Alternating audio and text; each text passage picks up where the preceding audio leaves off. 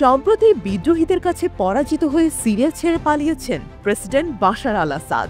Asad Syria ছাড়ার পর সামরিক ও নিরাপত্তা বাহিনীর সদস্যরা দামেস্ক বিমানবন্দর এবং প্রেসিডেন্টের বাসভবন ত্যাগ করে সরে যায়। এই ঘটনার পর গুঞ্জন উঠেছে যে গত ৫ আগস্ট বাংলাদেশের পদচ্যুত সাবেক প্রধানমন্ত্রী শেখ হাসিনা যেভাবে বিমানের সংকেত গোপন করে ভারতে পালিয়ে যান, বাশার আল আসাদও ঠিক একইভাবে সংকেত অদৃশ্য করে দেশ ছেড়েছেন।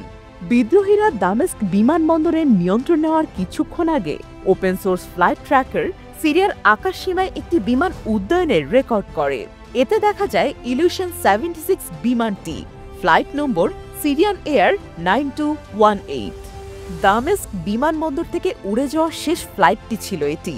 ওই ব্যক্তিগত উড়োজাহাজটি উড্ডয়নের পর বিমানবন্দর থেকে সরকারি সেনারা সরে যায়। ধারণা করা হচ্ছে দামেস্ক থেকে ছেড়ে যাওয়া শেষ ওই ফ্লাইটটিতে অবস্থান করছিলেন প্রেসিডেন্ট আসাদ, তবে তার গন্তব্য সম্পর্কে নিশ্চিত হওয়া যায়নি। সোর্স ফ্লাইট ট্র্যাকারদের দাবি এটি পূর্ব দিকে উড়েছিল, তারপর এটি উত্তরে ঘুরেছিল। কয়েক মিনিট পরে এটি হোমস শহর প্রদক্ষিণ করার সঙ্গে সঙ্গে এর সংকেত অদৃশ্য হয়ে যায়।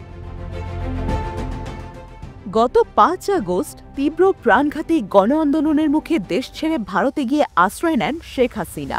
ছাত্র জনতার প্রতিরোধ দেখে গণভবন থেকে করা নিরাপত্তা প্রহরায় বিমান বাহিনীর উড়োজাহাজে দেশ ছেড়ে পালান হাসিনা। হাসিনার পলায়নের পরপরই গণভবন দখলে নেয় লাখো বিক্ষুব্ধ ছাত্র জনতা। হাসিনার ফ্লাইট পথ ও অবস্থান অন্যদের না জানাতে ট্রান্সপন্ডার বন্ধ করে দেওয়া হয়েছিল ওই সময়ে।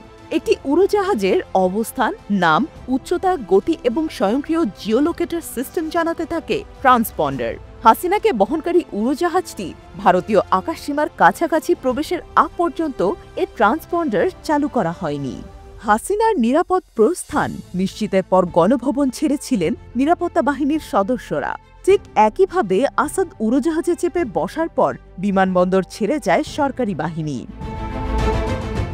গত ৫ আগস্ট কারফিউ চলাকালীন আন্দোলনরত ছাত্র জনতার ওপর গুলি করতে অস্বীকৃতি জানিয়েছিলেন সেনাবাহিনী।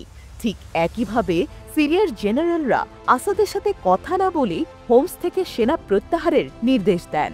আরব দেশ ও পশ্চিমা শক্তির সঙ্গে কথা বলে তারা এ সিদ্ধান্ত নেয়। সিরিয়ান সংবাদ মাধ্যম সাউথ আল আসিমার সূত্র বলছে, আরব দেশগুলো গত দুদিন আসাদকে পদত্যাগের আহ্বান জানালেও উপস্থাপিত সব উদ্যোগ প্রত্যাখ্যান হয়।